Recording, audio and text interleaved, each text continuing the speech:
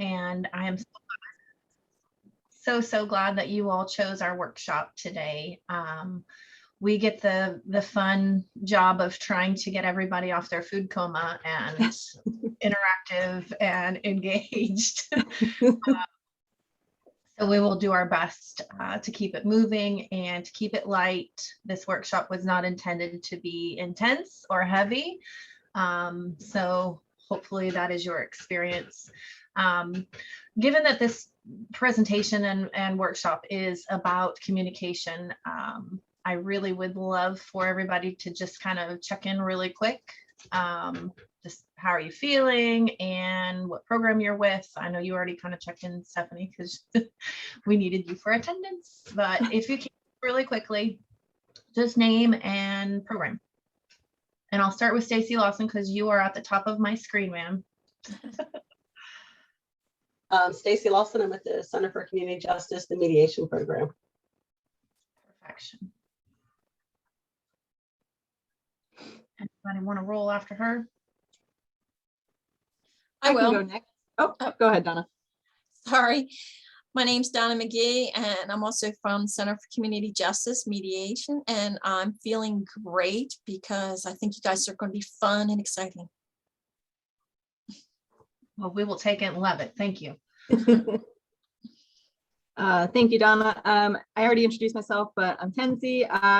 As Stephanie mentioned earlier, I'm definitely feeling the food coma, but I'm excited for today's workshop and excited to get this going. Hi, I'm Thomasina. I'm from Turning Point. I am feeling very enthused. I am very much excited about seeing what this particular workshop holds. Thanks, Thomasina. I'm Karen Geyer and I'm from admin and waiting to hear. Excited to hear what this is about. Cool. Glad to have you, Karen. Pardon? I said we're glad to have you. Well, thank you. Well, I'm Sandra Hudson and I'm from CCJ also, and I do youth. Thank you, and I'm looking forward to this afternoon. Great. Perfect. Thank you. All right. Is that everybody? Oh, I was just going to say, I'm Stephanie Duncan, domestic violence advocate with the SAFE program, and I am feeling informed. Awesome. I think everyone checked in, yes? Yeah, except for Ashley, but I think she may just be recording. So Yeah, she's working on a couple of different computers. So Ashley from admin is also with us. Probably feeling busy. Yeah. Right. All right. So as you kind of saw from our workshop today, it's going to be pretty interactive, and we're going to be talking a lot about theories and skills to enhance group collaboration. As you see, we have a lot of people here from different programs, but we're all on one team here at People's Place. We all have, you know, the goal of being within our communities, and even though we have our individual programs, we all still want to enhance that group collaboration. And so today we're going to talk a little bit about how our individual roles and strengths can enhance our overall team at People's Place. So we'll review some active listening, communication, how to build team trust, and then practice what we've learned with a couple fun activities. And hopefully by the end of this workshop, you'll be able to identify the difference between individual and group creativity and how those strengths are amplified when we all work together as a team. So getting into listening, just like really quickly reviewing the formal definition of listening, being the act that involves complex, effective, cognitive, and behavioral processes. Oftentimes, in a lot of our helping roles, we might be listening to people and, you know, say, I hear you a lot, and do a lot of empathetic listening. So listening to understand maybe our coworkers and our clients' feelings and kind of where they're coming from. Maybe today we've done a lot of informational and critical listening here at the conference. So listening to evaluate and analyze what we're hearing, how are we applying that to our individual roles, and listening to learn today. And hopefully when you've signed up for these workshops, you get a chance to do a little bit of appreciative listening and listening to something that you enjoy, a topic that you're interested about. And so those are just some of the different forms of listening that we kind of wanted to review a little bit before we get into what active listening really is, which is the careful technique to listen and observe nonverbal cues. So in a really simplified way, we can think of the 3 A's. So attitude, so meaning, how am I coming or presenting in this moment?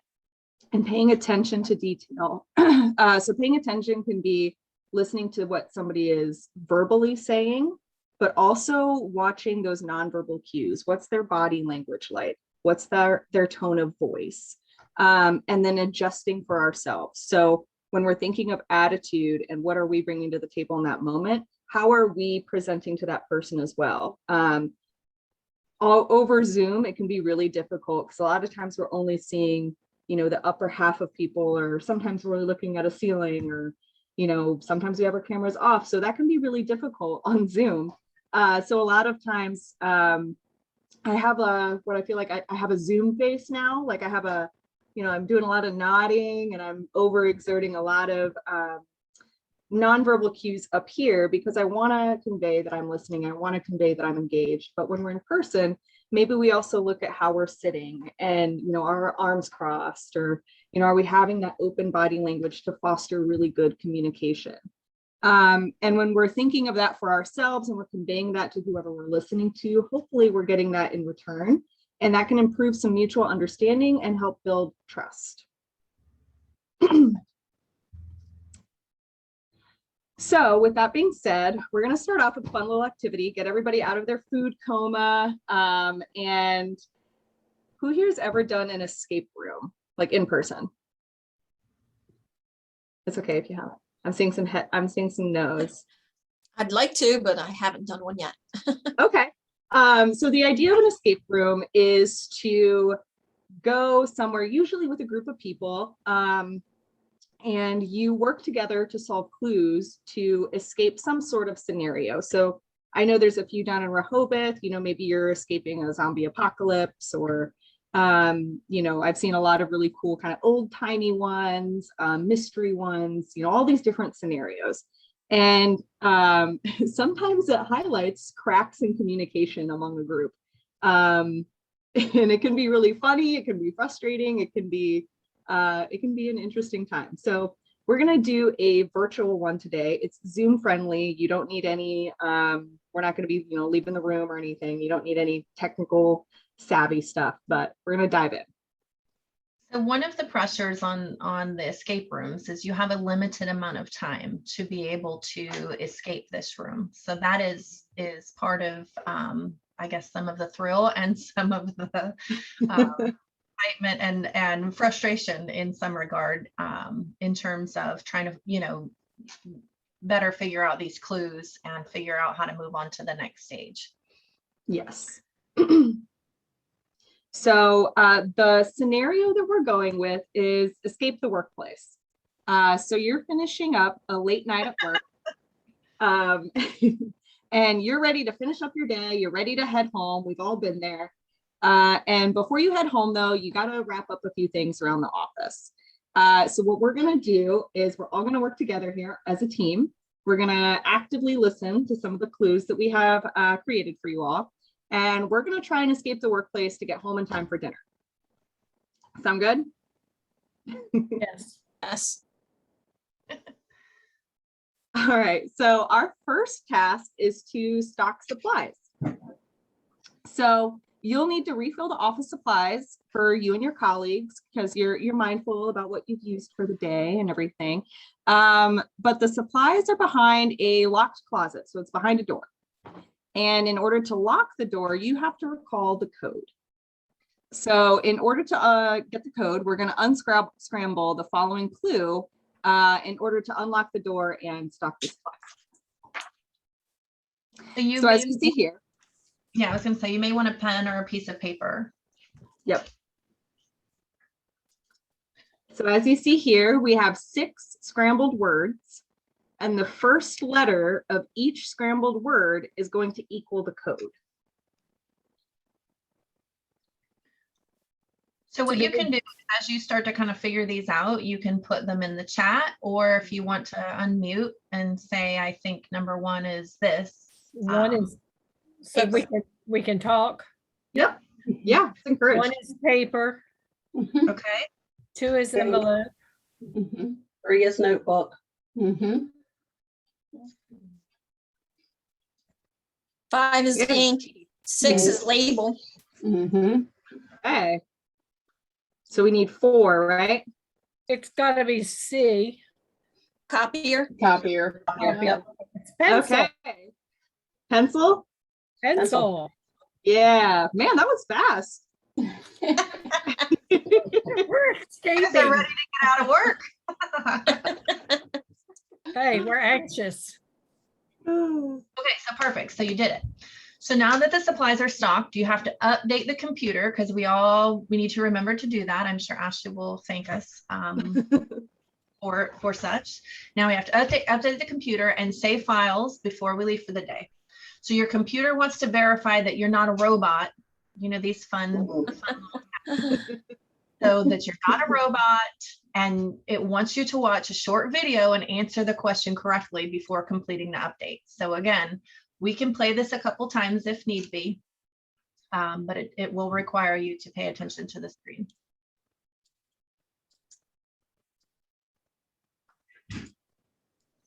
So essentially what you're going to do is you're going to watch this video. There's going to be a red ball, and you want to keep your eye on the red ball and try to figure out which cup the ball is under, the middle, the right, or the left. Okay. All right. Ready?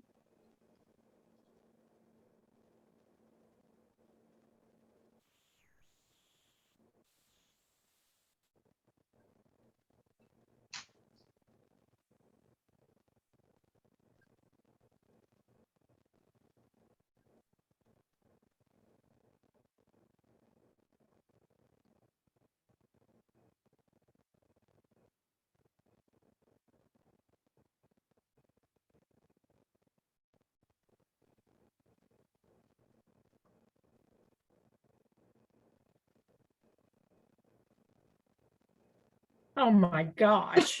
It was easy at the beginning. Oh. So we'll play it again. Kenzie, is there any way that we can make that full bigger? like, yeah, we might have to do a separate window. Yeah, it says full screen's Or unavailable. you put it back to the beginning, right? Yeah, I can't remember if it reveals the answer at the end, so I didn't want it to play all the way quite to the end. I think I know where it was, but Well, we'll play it one more time just for everybody to get really confused. Clear as mud. We got it. Oh.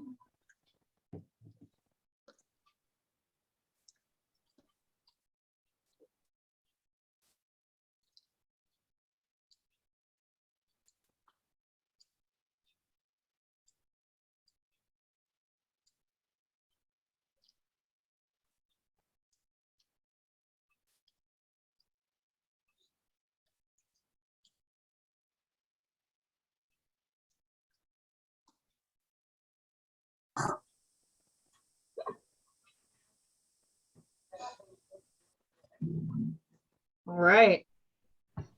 And what do we think? Left. I think it's the left I think it's too. the left. Left. Yeah. Anybody else have any No. thoughts? There we go. Did anybody change their answer from when you watched it the first time? No. No. Okay. Okay. So it absolutely was the left. Good job. Yay. We did good. We are detailed people. Yes. Yeah. Awesome. Yeah, look. We're awesome. We have, in my job, I have to be. I know that you all have to be too. Yeah. Yes. So good job. It was the left. I'm surprised that everybody was in consensus with that. That's good. So now that you have verified that you're in fact not a robot, you decide to complete some paperwork while your computer finishes the updates. We all know that there's that little loading screen that gets stuck at like 99% and you're waiting for like an hour. So while it's doing that, you decide to finish up some paperwork, kind of maximize your time there. So we're going to solve a riddle to finish filing our paperwork. So the riddle is, my name sounds as though I like to fight, but you will actually find I'm kinder because I help you with your paperwork by ensuring it goes in a binder. What am I?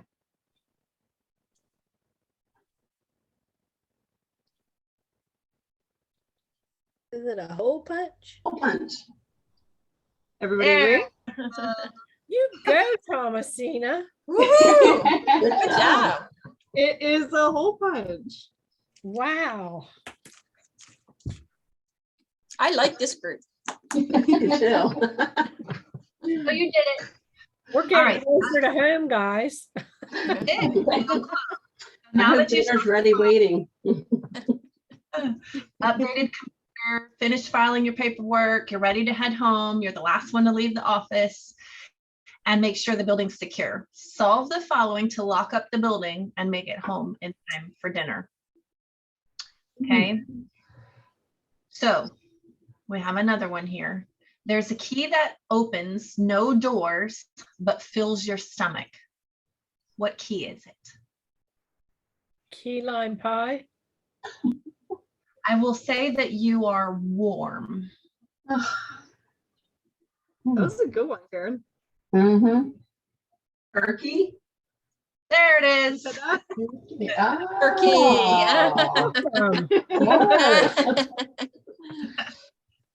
Yes. So you I was completed thinking dessert. Hey, you know where I like the sweets. Well, you weren't wrong, Karen. You weren't. It is. No, I didn't. It doesn't matter. Hey, I didn't even think of turkey. All right. So congratulations. You completed all the tasks. You escaped the workplace and you made it home just in time for dinner. Wonderful. That was fun. Yay. That's good. All right. So we're just going to debrief a little bit. Yeah. In terms of communication and group process, was that hard? Was it easy? What worked? What didn't? I think this is a little easier since we have a smaller group. If we would have had a larger group, probably communicating, some of these answers would have looked a little differently. Yeah. Otherwise, did you all enjoy that? What do you think? Yes. I liked it. Fun. Good. Good. Good. All right. So we are going to talk a little bit on these next couple slides about communication. As Kenzie had mentioned earlier, communication, as we understand, is 70% body language. So she talked a lot about those kind of nonverbal cues. So essentially, in order to, have good communication, we need to be able to send clear messages, take turns as we were doing. And again, given the medium that we're on, it's a little bit difficult. Sometimes I always manage to unmute myself at the same time as someone else. So, it happens, but, taking turns. And then as Kenzie was talking about earlier, utilizing those active listening skills.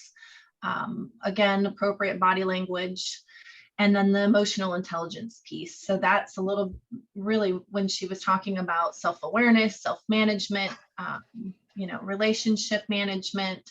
There's various factors that make for good communication. So another really important piece of this, and this kind of brings us full circle because I'm sure we all have heard, good communication and what that entails, but I think that it's really critical in terms of people's place and our work environment that it feels like a safe and conducive place to be able to communicate, whether that's to our colleagues, peers, leadership. So that safe learning environment and communication is critical. So we, not just do we want to practice that, we are modeling that for, our peers, our coworkers. We want to model active listening. So I know that we can all be going 100 miles an hour sometimes. And, you know, I'm guilty. I will certainly admit that sometimes when somebody, you know, starts talking about something, I've already started forming my idea and how my response and what I'm going to say to that. Unfortunately, what happens is that is not active listening. We can oftentimes miss, you know, some pretty key things in the conversation by doing such. You know, so, and it's hard. It is a difficult thing to not do that, especially, you know, we're trying to maneuver and juggle a million things at one time. But again, we want to be present in those moments and, you know, make sure that we are hearing and listening to what you know, what we're being asked of and talked to. So then encourage self-care. So this is really important. Again, you know, the basis of today's, you know, conference is a lot around kind of self-care and things that we can do to be taking care of ourselves, impacts that we, you know, have felt through COVID and how that, you know, again, going back to this safe environment, how this certainly can play a role in our day-to-day workplace. You know, so self-care, it's a must, absolutely a must. So we can't give what we don't have, certainly. So we need to make sure that we're taking care of ourselves. And I'll just kind of share this little scenario. And I've been a therapist for many years. So one of the things that we certainly encourage and talk about often is self-care. And I remembered, this was several years ago, but I was on an airplane, me and I had my 2 young children at the time with me on the plane, and we sat all the way in the back of the airplane. And it always bothered me, and I happened to ask the lady a question this day. So, you know, as they're going through the buckle up and if the plane goes down and all of this information, well, the woman starts talking a little bit about, you know, if the cabin loses pressure, the oxygen mask will drop. Please put your mask on before you put it on the children. And I always just remember thinking, absolutely not. Like, I would never, my kids come first. I would 100% put the mask on my children first. That's just, that would be innate to me. So I remember we were sat in the back of the plane. So we were right back where, you know, she was getting things ready to serve drinks. And I asked her, I said, can I ask you a question? And I said, why do you all say that? And she said, well, can I be, you know, pretty transparent with you? And I said, yes, please. And she said, well, you're no good to your children if you're dead. And I mean, of course, that was pretty strong. And I, you know, it took me a minute, but, you know, she was 100% right in all the ways that, you know, again, were innate to me. And I thought that was very normal. We tend to give and sacrifice a lot for the people that we love, the work that we believe in. But we have to be very careful as helpers in nature to make sure that we're taking our oxygen masks when we need them, that we're filling up our tank, our metaphoric tank, if you will, because we're not going to be any good to anybody else unless we, you know, are the best that we can be. So for me, I know that, and again, I share that, but it was pretty powerful for me, even though I had been talking about self-care, teaching people and encouraging that for years. You know, it really kind of took me back because it is so important. And I know, again, it is very common for people in the helping profession to give. And we end up finding ourselves, you know, with no air. Our tanks are empty and we're trying the best that we can, you know, to give, unfortunately, what we don't have in those moments. So this is just another example, self-care is really important. So self-care. And then, so we're talking about give constructive feedback. So I think, you know, again, with appropriate self-care and being in a safe place, an environment that is conducive to such, I think it's important that we are able to give each other feedback. You know, and certainly there's ways to do that you know, is more appropriate than others. And then be open to that, right? So we're not going to take everything personal. we're hoping that this is something that we can improve upon. And again, certainly if it's in regards to the work that we're doing, that we can improve upon that, which essentially, service delivery and everything else becomes better. So call people in, not out. So this is really big. So when I said there's an appropriate way to have these kinds of conversations about feedback, again, drawing people in, there's a sensitivity and delivery in which, is inviting. And then there's an aggressive, if you will, way of doing this, and or passive aggressive, which nobody loves. And essentially when you don't call people in, when you're calling people out, you're going to get defense responses, because that's natural.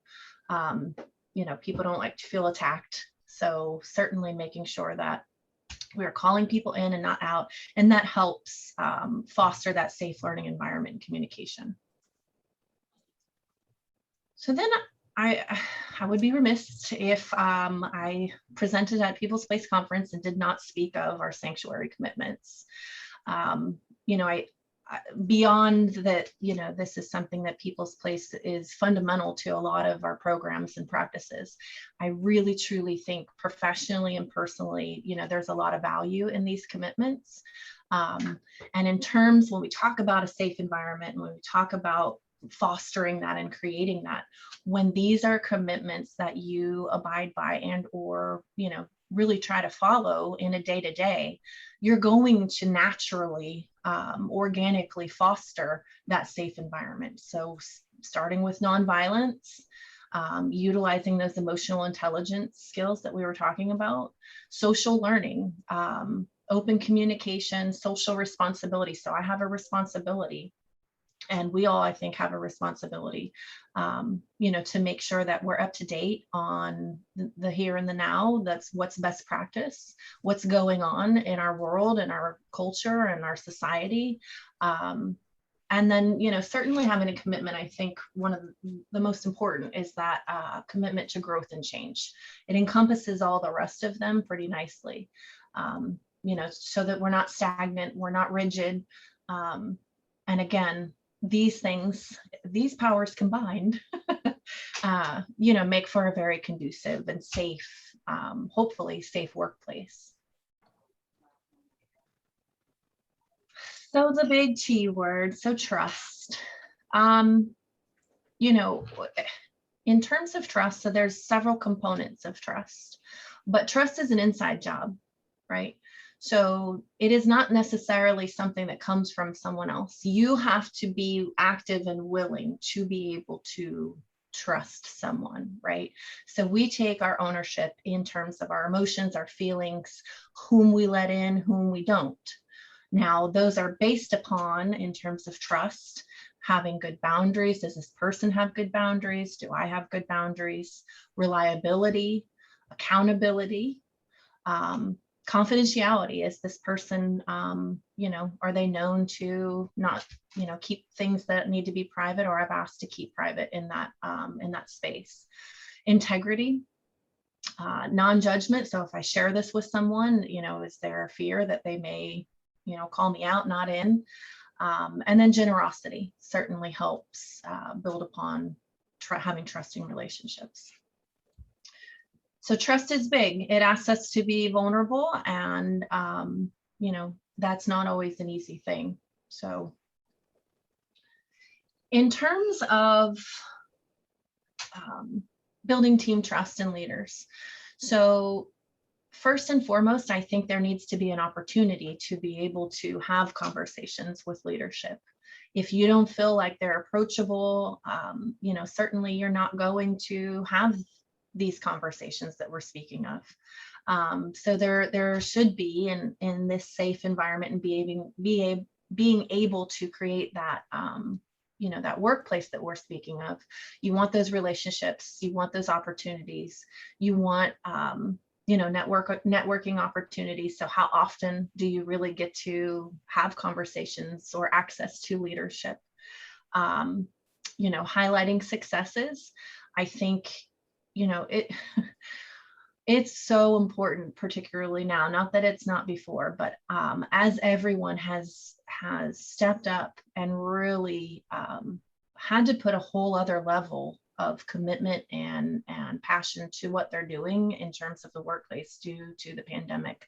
This is just spun, you know, most of our programs, many of our services, I feel like we kind of joke around here at Turning Point, you know, it's COVID Chronicles 342, like what does today bring?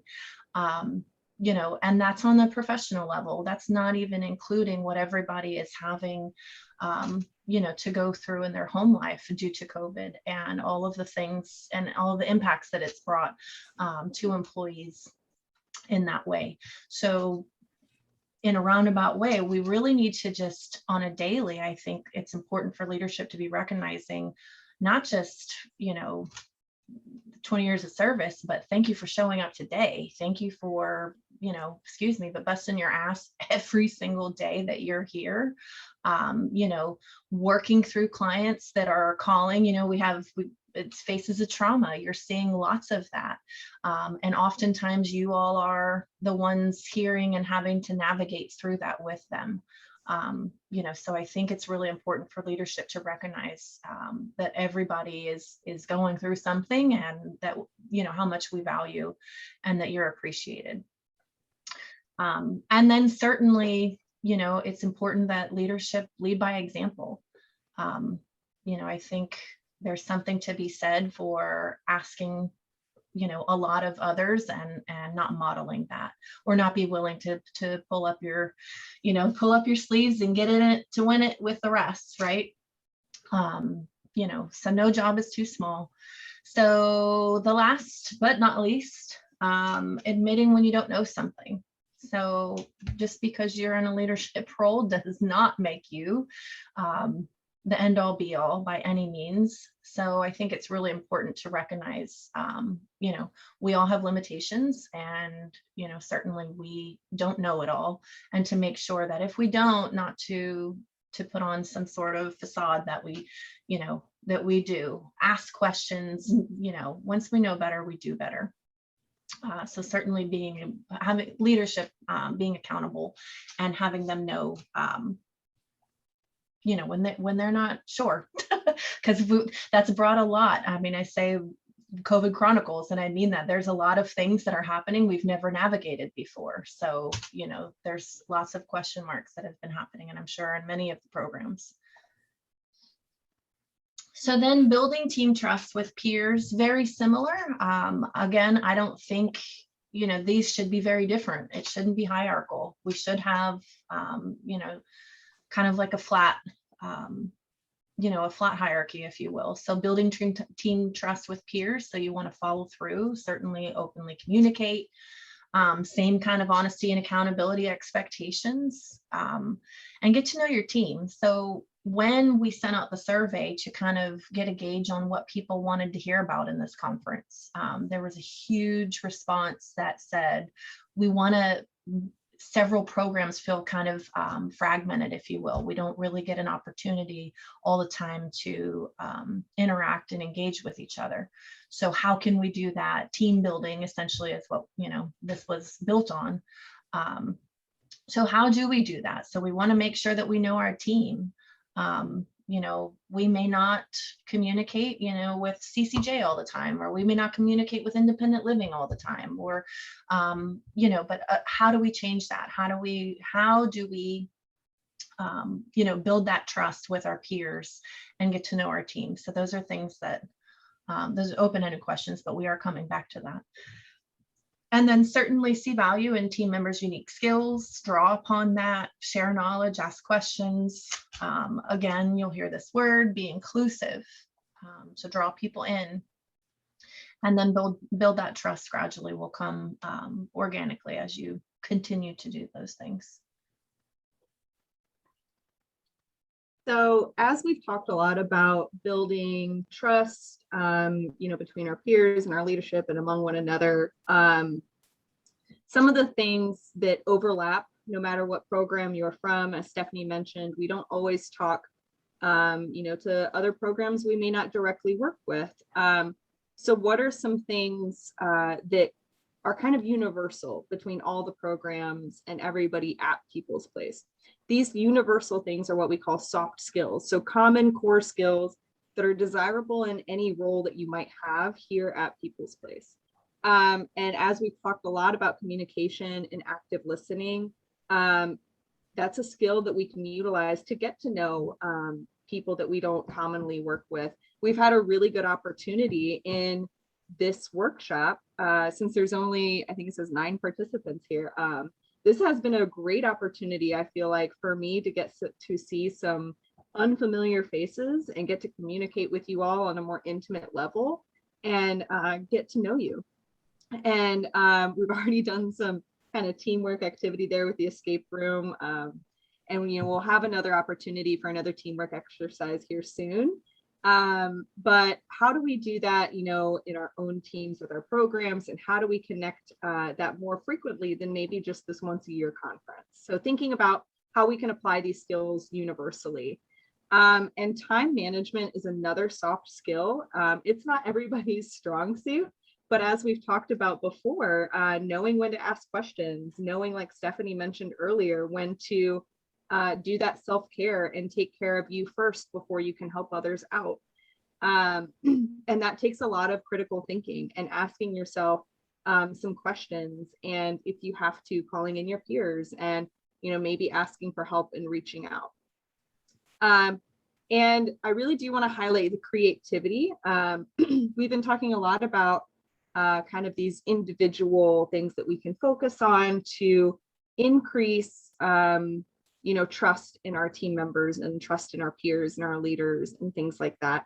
And we're going to talk more about group creativity and the different outcomes that you can have with that.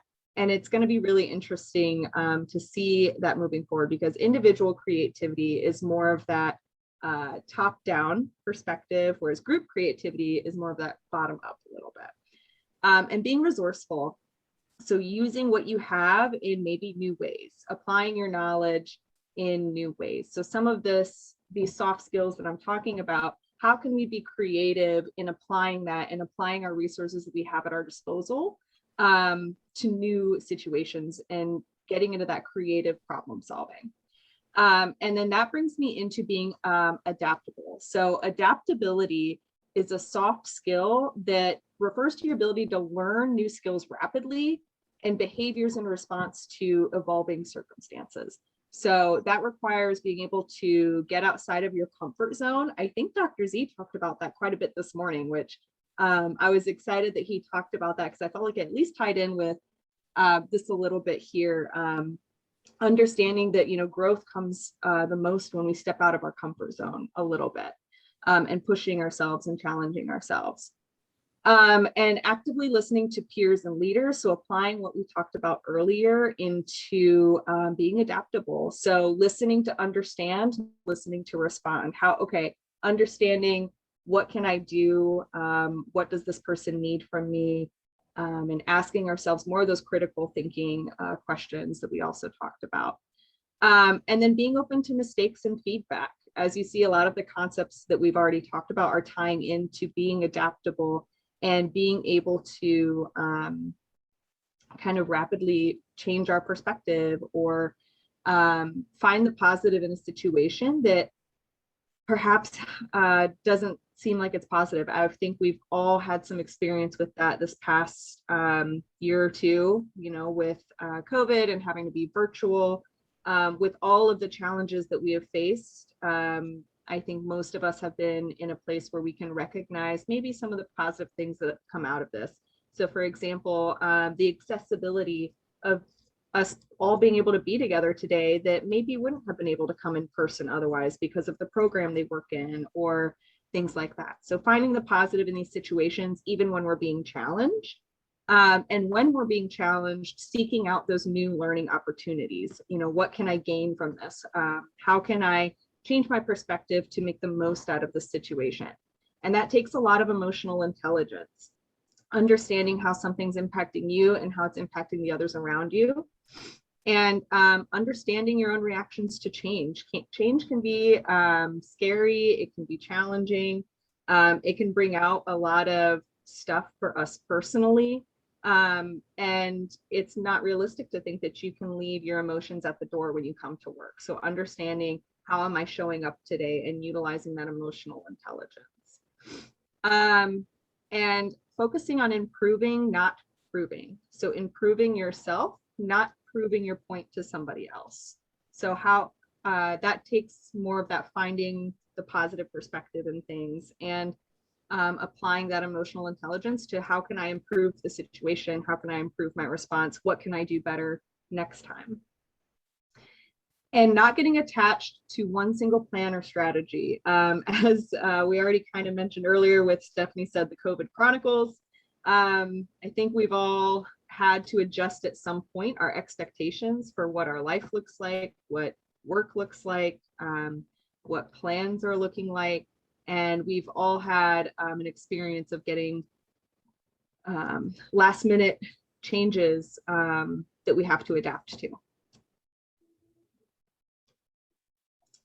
So adaptability requires flexibility. And the three types of flexibility that I wanted to highlight here were cognitive, emotional, and dispositional. So cognitive flexibility referring to different thinking strategies and mental frameworks. So that kind of ties into what I mentioned earlier about finding the positive in a situation and challenging yourself and asking some critical thinking questions and things like that. And the emotional flexibility, maybe changing your approach in how you're confronting your own emotions and your own response to what's happening around you. And practicing the ability to remain optimistic and realistic at the same time. Now, I'm not meaning toxic positivity, like, oh, everything happens for a reason. You can acknowledge that something is difficult and acknowledge that you might need help, or acknowledge that maybe somebody else's experience is difficult, instead of, just chalking it up to, well, just got to remain positive, because it's okay to not always feel positive about something, but still seek in how to better the situation. So this is where we get into the yes and part of our workshop. And before I really dive into this, I wanted to ask the group, what sounds different to you between yes and versus yeah but? As I'm fond of telling my children, but is an excuse. Any sentence that you start, the next part is what you really mean after but, not what you said before. Yeah. Yeah.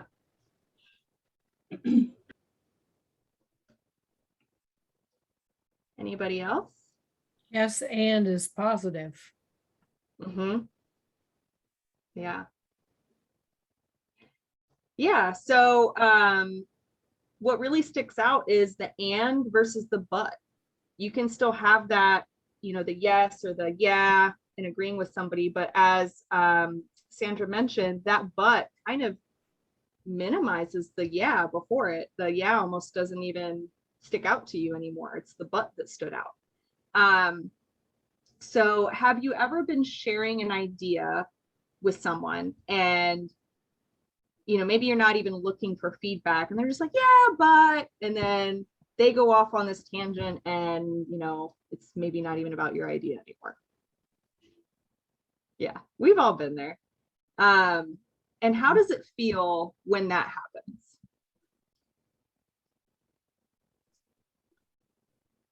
Like they weren't taking you serious? Mm-hmm. Wasn't important? Yeah. Why bother? Why bother? Yeah. Mm-hmm. Yeah. It kind of shuts down that communication, right? Yeah. It goes from being a kind of two-way conversation to maybe you don't feel like sharing your idea anymore, or maybe it's what the outcome isn't even what your original idea was, or the whole conversation shifts, right? And we lose a lot in that conversational shift. So we lose whatever creative idea was going to be presented, or we lose the story, and we lose that communication when that happens. So for an example, say you run an idea by somebody and they're like, yeah, this is great. I think we could add blank. Versus when you're sharing an idea with somebody and the person says, yeah, but I think this would be better. Immediately, you're losing a lot of the idea there and you're losing that collaboration, which brings me to really talking about the power of yes and. So it creates that safe learning environment that we had talked about earlier to share our ideas and to foster collaborative discussions where everybody can contribute to a creative solution. So if I'm sharing my idea and you're sharing your idea and we say yes and, as Stephanie said earlier, with our powers combined, you can create something totally new that maybe neither one of you would have come up with in the first place. It can engage and empower your team members. So if I know that, maybe my idea is not fully finished, but if I know that I at least have the opportunity to share it, maybe somebody can help me with that. Or maybe I know that we're all open to some constructive feedback and we all are going to listen to each other, empower one another. We're more likely to be sharing our ideas and our creative solutions to things. And the power of yes and improves our own adaptability, right? We've all been in a situation where we've been listening to something and we already get in our head thinking, oh, well, I think it should be done this way. Or, you kind of have your own idea of what you would have done instead, right? But when we remind ourselves to say yes and, it improves our adaptability and that flexibility because we're having to be creative in how we respond as well. And adding on to what someone is saying, not taking away from it, which improves our listening skills, which is why we honed in so much on active listening before, because in order to do this, it really takes a lot of practice and practicing listening to somebody to fully understand their idea rather than listening to somebody just to respond with what you would do instead, which overall just improves the communication process. So I want to give a few reminders. After this, we're going to get into an activity. But some of the reminders that I wanted to talk about was none of us is as smart as all of us. So while we each have our own unique individual skills and things that we bring to the table, one person is not going to be able to accomplish as much as everybody combined.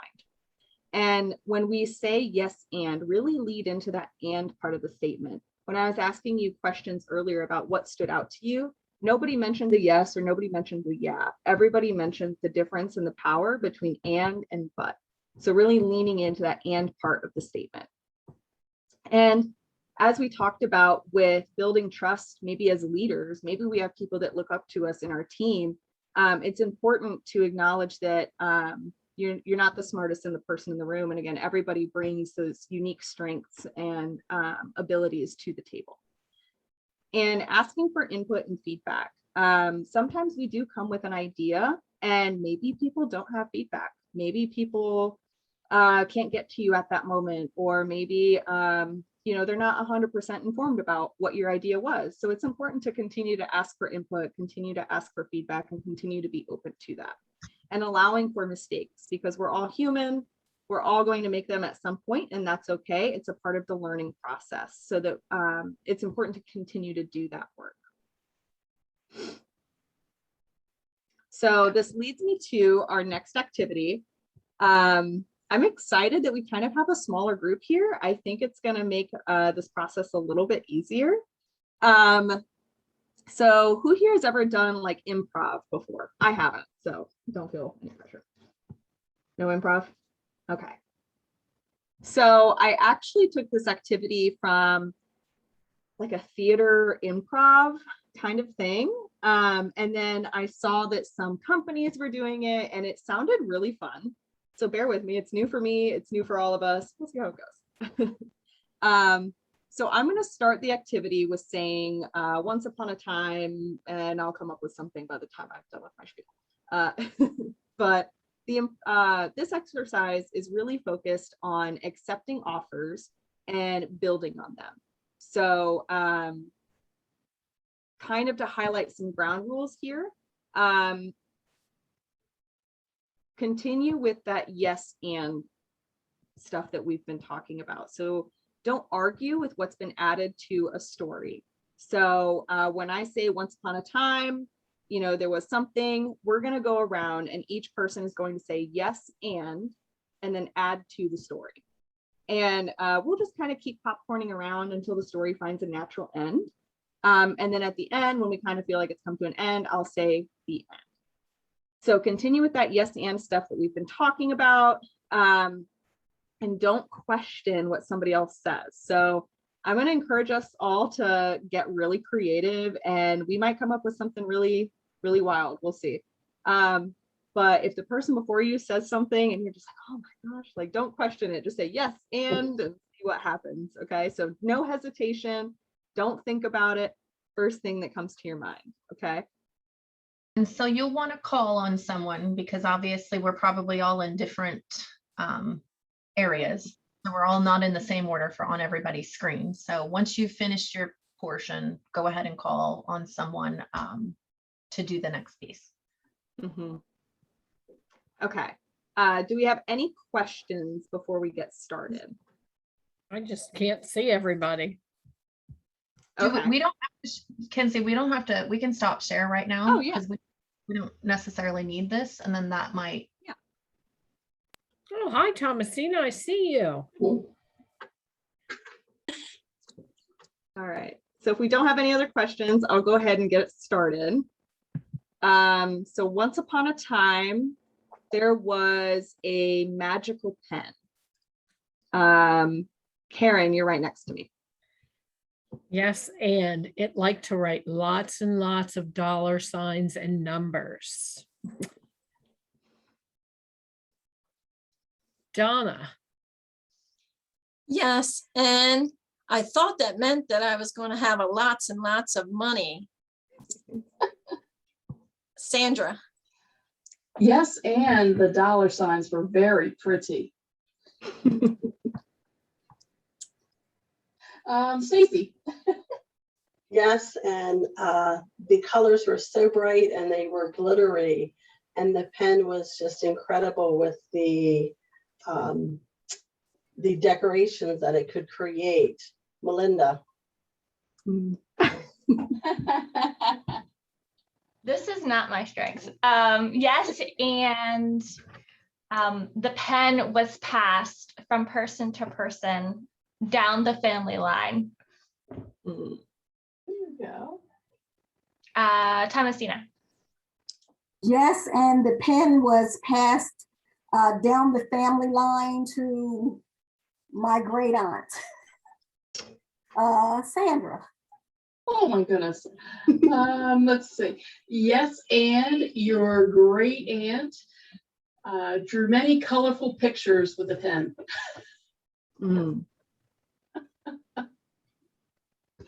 Go ahead and pick someone. Oh, Donna. Yes, then she became famous and those dollar signs made sense. Ooh. Stephanie Duncan. Yes, and you could also use the pen to write in the sky. Ooh. Oh, Melinda. Yes, and it created clouds in various shapes and sizes and colors. Stephanie Rodriguez.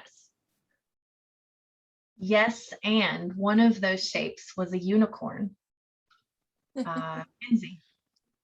Yes, and this unicorn came to life because of the magic pen. Karen. yes, and my granddaughter Arabella was so happy because she always wanted a pet unicorn with all the colors of the rainbow in it. Yes, and then Stacy Lawson.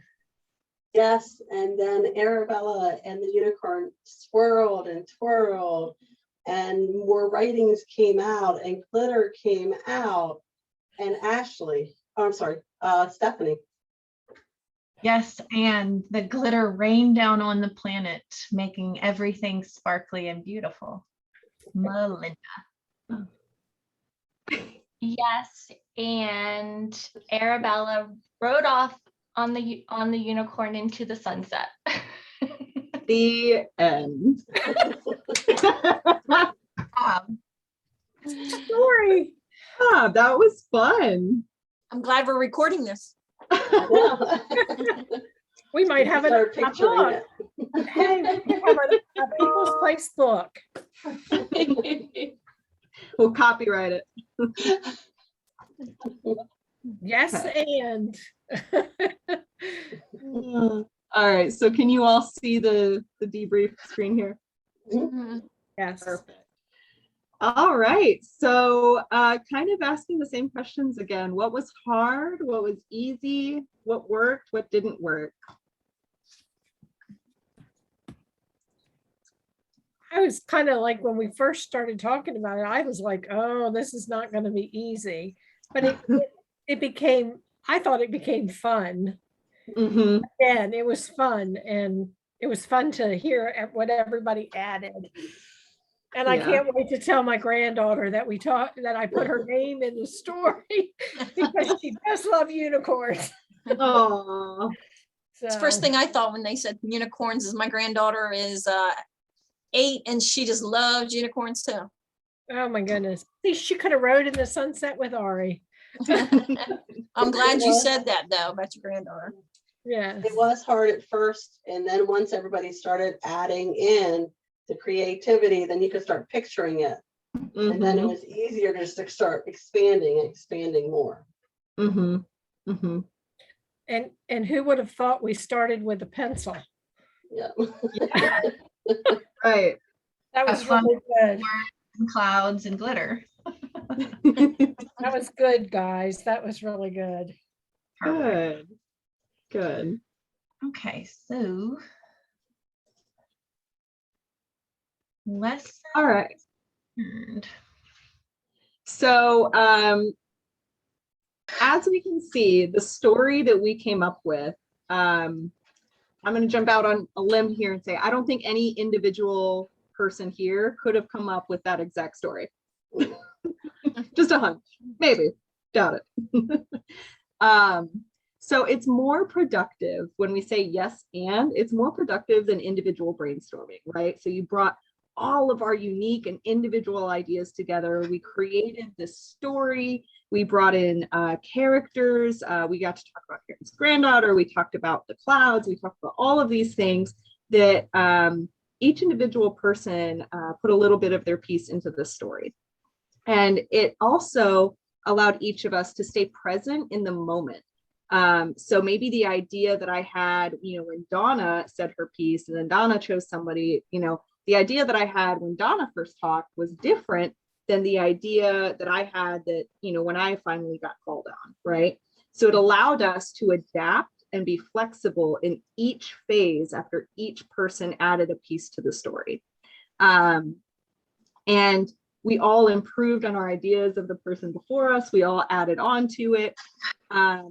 And it was creative and it was fun. So when we could apply that into the workplace, that could be a really big thing.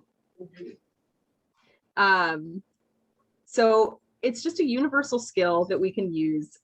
Maybe in the workplace, we won't be talking about sparkles and unicorns and a magic pen that writes in the sky. But when we're in the workplace, we can still apply those same concepts, and come up with creative solutions and new ideas at work.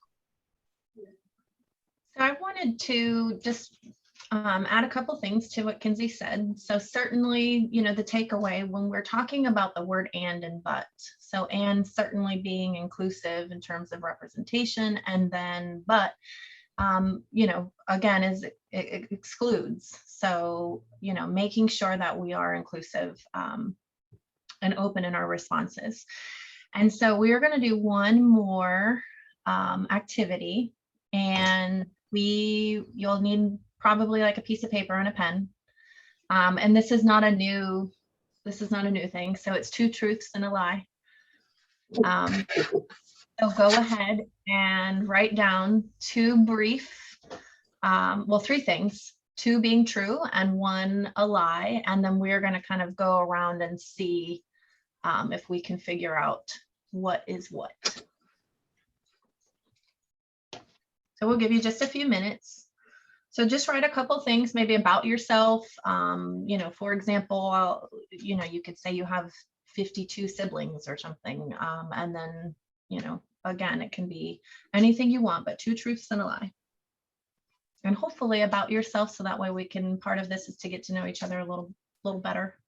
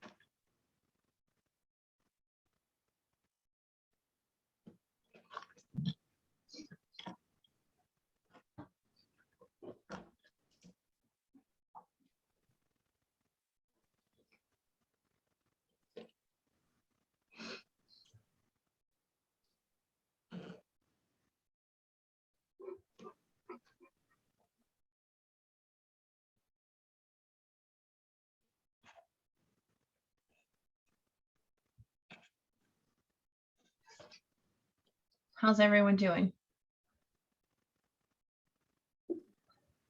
I'm fine. Kenzie, Yeah.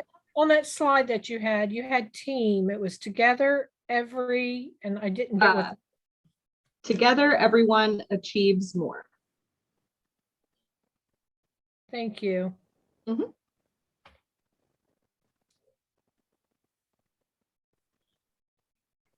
I do take notes. I love that. Yes. I've noticed a lot of times I have to take notes too. Otherwise, sometimes my mind wanders. Well, I take notes because I'm that in that age bracket that if I don't write it down, I might forget it. And I want to remember. Yeah, I think the recording will be available. I'm not sure when, but I'm sure they'll send it out.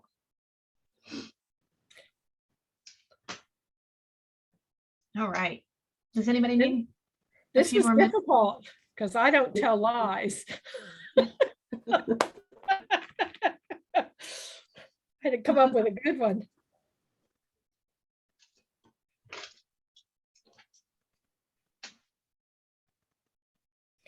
See, I thought you all would, when I started that story with the dollar signs, that you all would start at your paychecks or something.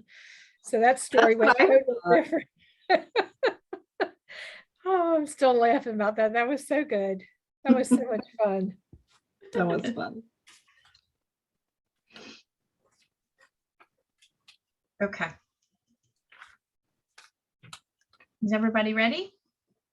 Yep. Does anybody want to volunteer to go first? Wait, what are we doing? Are we guessing what people's lie is, or? Right. So yes, whoever goes first, you can start with your 3 items and read them off. And then we can, as a group, kind of collectively communicate about what we think might be the lie. I'll go first. All right, Stephanie Duncan, thank you. 11 family members, including myself, were born in September. Watching Lifetime is one of my favorite pastimes, and I don't have a middle name. This is good stuff already. What was Okay. the middle name? What Okay, did so she we say the second one was? That she enjoys watching Lifetime, correct, Stephanie? Mhm.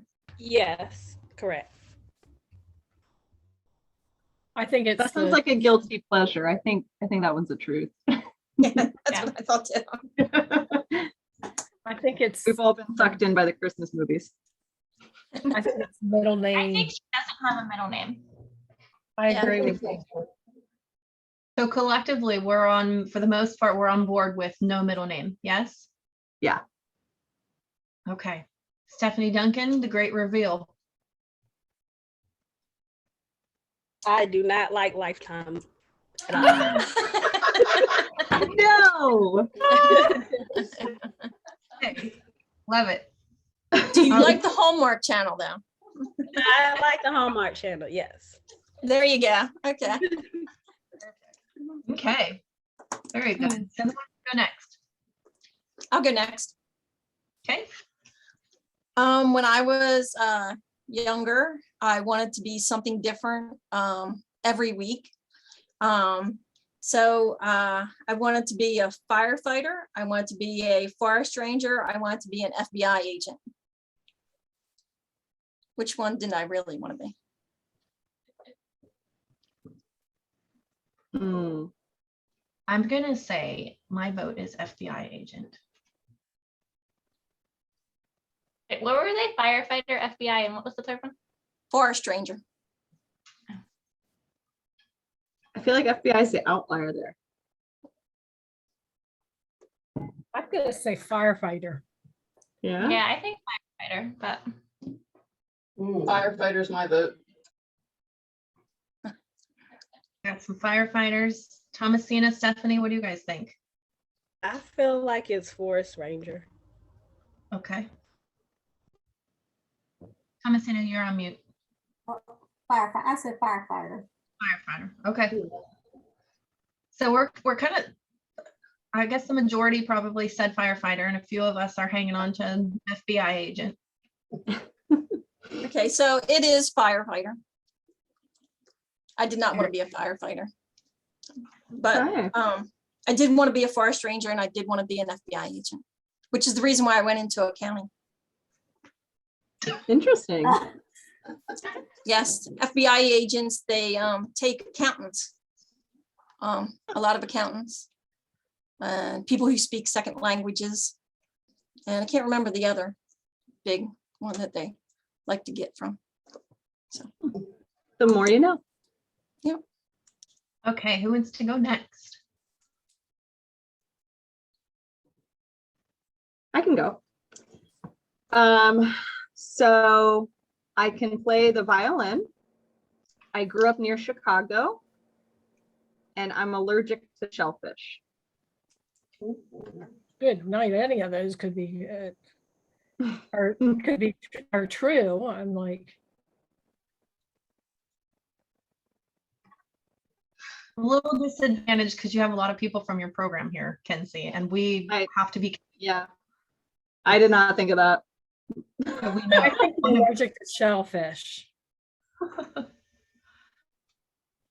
So we got to find the lie in which she said. So Kenzie, one more time. The first one was what? I can play the violin. Okay. I grew up near Chicago. Okay. I'm allergic to shellfish. I'm going with Chicago. I'm going We, with we, shellfish. we can help a little bit. We know. So Kenzie you know Thomasina, she grew up near Chicago?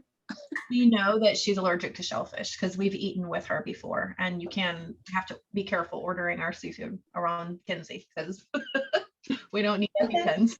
I think the violin. Okay. No, I think Chicago.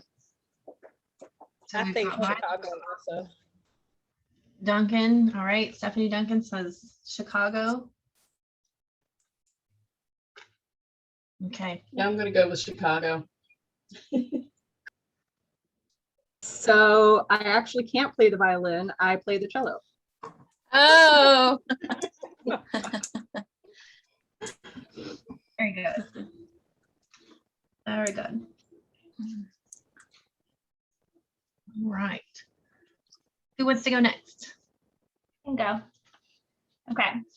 This is the same thing as Kenzie's. I mean, you guys already know me, so you'll know which one it is.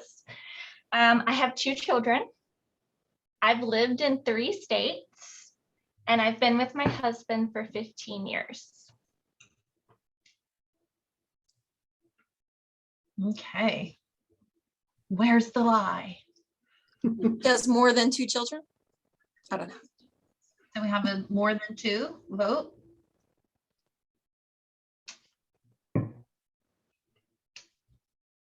I agree with more than 2 children. Okay. I think it's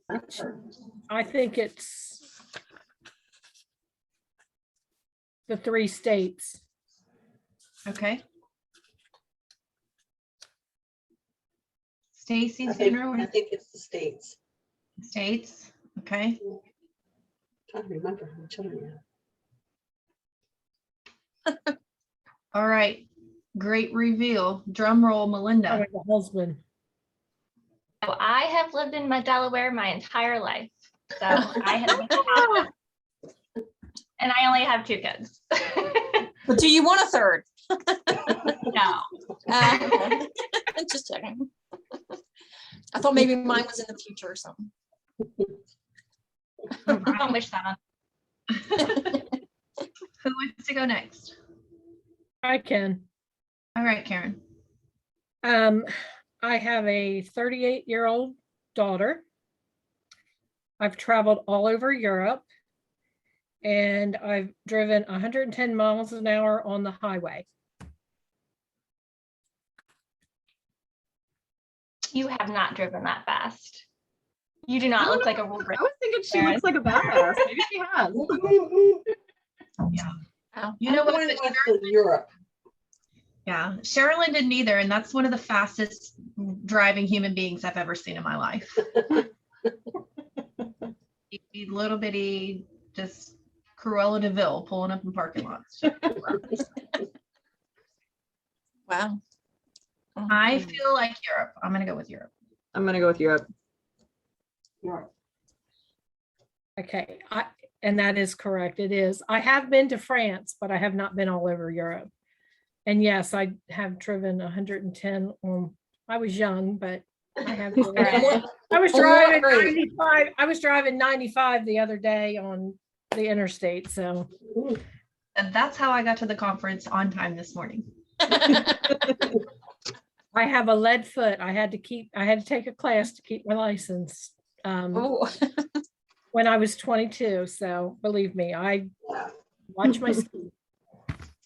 All right. Very good. See, we're learning. All right. Who wants to go next? Just I'll go can't next. tell. I'll go next. Oh, Okay. You Stacy go ahead, or Thomasina. go ahead, Me? Thomas. All right. I was born in August. I've driven a funeral hearse, and I've lived in Southern Delaware all my life. I don't want to answer that because I think I know. I think I know too, so I'm not gonna answer. I don't think you lived in Southern Delaware all your life. I don't think so either. I don't think think so either. Southern Delaware either. Because Southern don't Delaware is Right now. there you All go. right, Thomasina, the great reveal.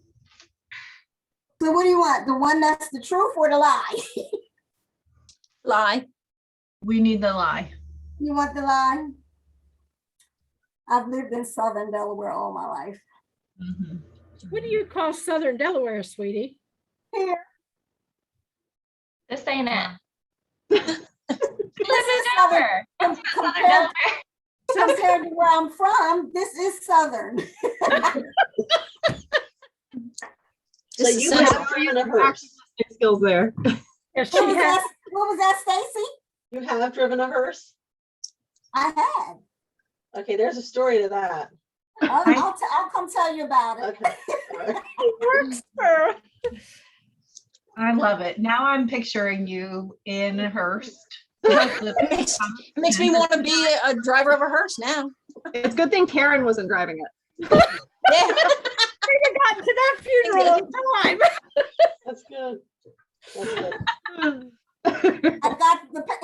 individual where they needed to go safe and sound. And on time. And Oh. on time. That's safe and sound, but I don't know that. I'm just saying. I feel I was like at a graveside service the other day and the guy was, for his own funeral, he was a half hour late. So let's, Ooh, wow. yeah. Oh my. Oh. All right, let's go on. go next. Okay, I'll go next. Okay, I was born in Japan. I have scuba dived before, and I got engaged at my high school graduation. Ooh, Those are good ones. Hard. I think it's a scuba diving. I'm gonna go Japan. Yeah. Unless your family's in the military. No, I'm or pretty sure something. Japan's true. Scuba diver. I'm gonna go scuba dive. Anybody Scuba else? diving. Scuba diving is the lie. Yep. Yep. Very good. Whoa. The most common one of the three, and that's the one. Yeah. Never scuba dived. Always wanted to, never have. Okay, who's next? Stephanie Duncan went, Thomasina went, Karen I can went. go. Yep, Okay. Sandy. Yep. All right. Okay. So my first one is I like big fluffy dogs. My second one is my favorite color is orange. And my third one is that I have 4 kids. I'm I'm gonna gonna go go orange. Yeah, orange.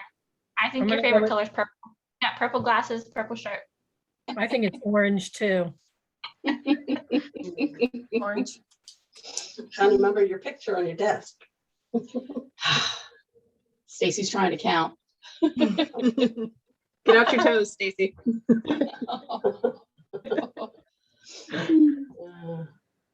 All right, anybody else want to guess which one is the lie? I think we've, consensus says orange. You're correct. It's orange. So what is your favorite color? Blues and purples. Yeah. Very cool. Was that everybody? Oh, no, I haven't gone. I Sorry. was gonna say, I thought Stephen had gone. So I am the oldest of 8. I have swam with sharks and I love scary movies.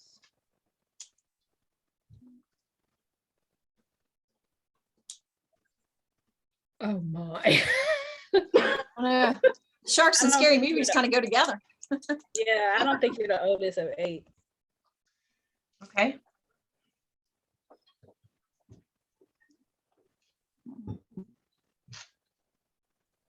I don't think you've swam with sharks. I don't remember you saying anything about that. I'm gonna go with that one. I think I'm gonna go with that one too. I think I'm gonna go with the oldest of 8. Let's see. I know you have a lot of siblings, but I can't remember if you're the oldest. I'm gonna go with Anyway, scary with that one. movies. Oh, we're all Okay. divided. Yeah. Mixed bag, mixed bag. Anybody else? Thomasina, you got that face like you're really thinking. The shark thing. Okay. So I absolutely did swim with sharks on a cruise. Wow. I paid lots of money to do that excursion. Wow. It was quite the experience because they have you, there's this long rope and you hold on to the rope and they throw chum out so that all the sharks come up. Ooh. But they give you these little flippers. So you're supposed to just hold on to the rope and let your body float. The woman that was next to me and my friend's husband was not listening to the guide, which was making me very nervous because it turns out there are sharks everywhere and they're throwing chum and you don't want to make a big splash. So instead of just letting your body float, this woman keeps paddling her fin. So she's next to Jason and I, and every time she does this, the rope starts to move with her body. And so I'm starting to really freak out because I'm like, ma'am, please stop swimming. So he tells her, he's trying to calm her down. She's clearly freaking out. So then she swims over the top of everybody's legs all the way back to the boat. So it was quite the experience. And I am the oldest of 8 siblings. Oh, So I wow. absolutely hate scary movies, but my children insist that I watch them with them. So, so there's that. So my lie was I love scary movies. I hate scary movies too. I'm not watching them for anybody. I don't. Me neither. Me neither. I still have nightmares of Children of the Corn. Yeah, I Did see that. I'll go in a cornfield. so my older kids, they love it. They think it's like the best thing to do ever. And of course I get sucked into it. So I end up sitting next to whomever sits next to me during the movie is gonna get some sort of, and I'm gonna scream, even though I know what's gonna happen because some of them are super corny. It's something, it's a process. It's a whole show in itself. But they especially this time of year, this is, let's watch them. Spooky season. I went years and years ago now. I'm old, remember that. We went to Friday the 13th, and you know where the guy, they grab his head and they stab him. Well, my mother came and kissed me goodnight. I was probably 16 or 17. I'd gone to sleep finally. She kissed me and I jumped up screaming bloody murder, thinking somebody had stabbed me. I hate scary movies. Oh, I don't watch them. I'm like Thomasina or Stephanie. I don't watch it for nobody. It's awful. The I things don't you're let my kids watch them into. either. All right, well, so we just wanted to wrap up with that last activity. Again, you know, this was supposed to be interactive and fun, but we were able to find ways through this medium, through this platform, to be able to learn something about each other, regardless of, you know, direct contact through programs and things like that. So we thought this would be a good way to practice the skills that we talked about. So the active listening, I think we particularly had to utilize those skills when we did our yes and activity.